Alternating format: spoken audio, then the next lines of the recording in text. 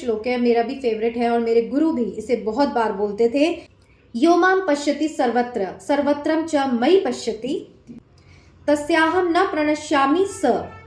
च मे न प्रणश्यति। इसका अर्थ है जो मुझे सर्वत्र देखता है और सब कुछ मुझ में देखता है, उसके लिए ना तो मैं कभी अदृश्य होता हूँ और ना वह मेरे लिए अदृश्य होता है। तो यहाँ श्री कृष्ण कहते हैं जो सब लोगों में मुझे देखता है, अच्छा करने वाला, बुरा करने वाला, प्रेम करने वाला, गाली देने वाला, ये है योगी की स्थिति कि वो जब हर किसी में ईश्वर को देखता है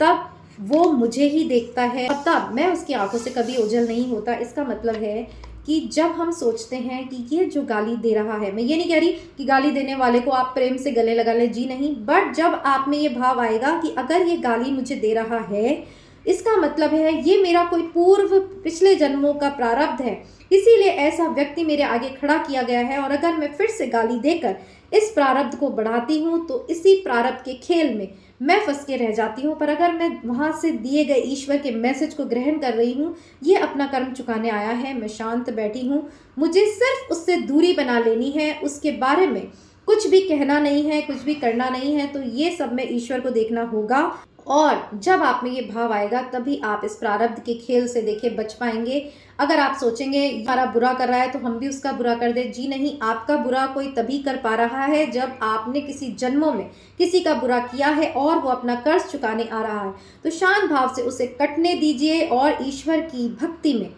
लगे रहिए और आपका ये प्रारब्ध ईश्वर जल्दी से जल्दी काट देंगे अगर आप समर्पण कर देंगे तो। अन्यथा आपके पूर्व प्रारब्ध से कोई आपका बुरा करने आ रहा है और आपने नए प्रारब्ध में भी ऐसा कर्म कर लिया कि फिर से कोई बुरा व्यक्ति भेजा जाएगा और ये सिलसिला चलता रहेगा। इसलिए कहते हैं कर्म की जो श्रृंखला है, इट्स